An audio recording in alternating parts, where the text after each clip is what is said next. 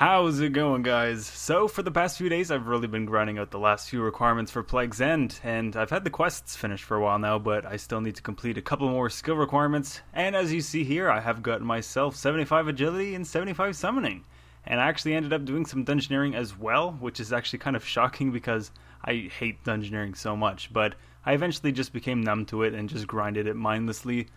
But it was nice to get the medium tasks done, because then I had access to the Daemonheim Aura 2, which actually allows me to have a penalty-less death once per day, which is kind of nice because sometimes I just die randomly, which is unfair, but most importantly, it does give me a stock of Lunar and Law runes at the beginning of each floor, which saves me a lot of time from having to create my own for gate stones at the start of each floor. So I ended up training my dungeoneering until just past 85, because once I reached 85 I unlocked Frost Dragons, which has been making it a lot easier to train prayer, but I was also just shy of 200k dungeoneering tokens, so I thought I might as well grind that a little bit longer and pick myself up a Sea Staff, which is really going to come in handy when bossing. And I think I might actually camp some Zami boss with it as well, since he is weak to fire spells and the Chaotic Staff is pretty good.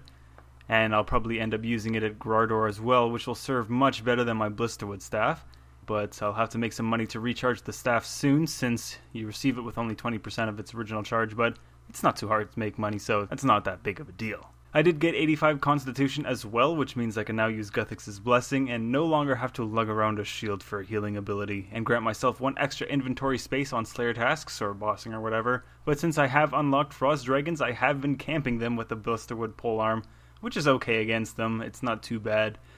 since it is a tier 70 weapon, but since it's a crushing type weapon and Frost Dragons are weak to stab, it's not as effective as it could be. But I have managed to achieve 70 prayer, so I'm only 5 levels away from that Plague's End requirement, and that will only leave me with just 75 mining left as my last skill requirement, and then it's just up to 77 agility and 76 mining for the ritual the Mahjarrat, and then I could camp myself some automatons and glaciors.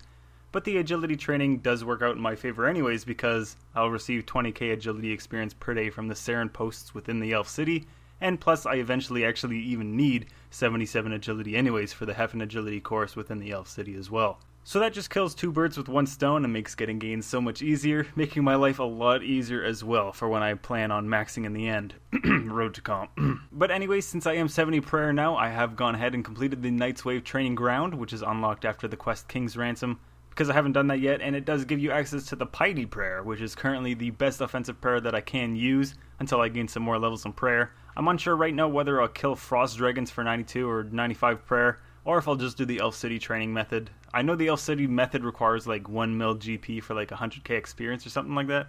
Can't quite remember, but the plus side is that it will be AFK training, and money's not too hard to make, like I said. But I'm thinking that if I did train dungeoneering some more, I could pick myself up some chaotic longswords, since tokens will be much easier to come by now that I am level 85 dungeoneering, and I might actually even train it to 90, since that will unlock a Ports Adventurer that can bring me lacquer voyages. So you never know, I might just buckle down with that soon and get it out of the way,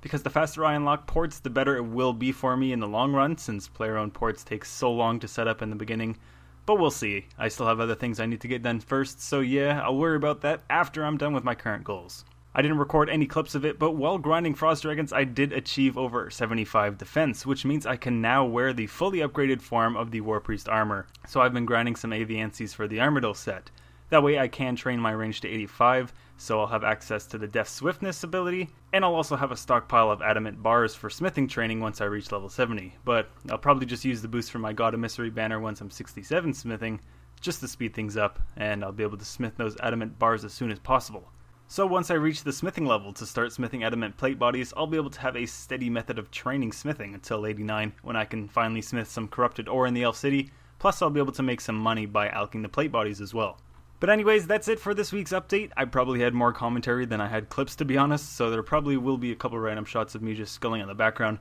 But I hope you guys did enjoy the video. If you did, make sure to check back in next week for another Ironman update video, where I should have Elf City unlocked, and possibly even Ritual the Mahjarrat completed as well, so I'll be able to start setting myself some new goals. But anyways, I'll see you all next time, so until then, take care everyone.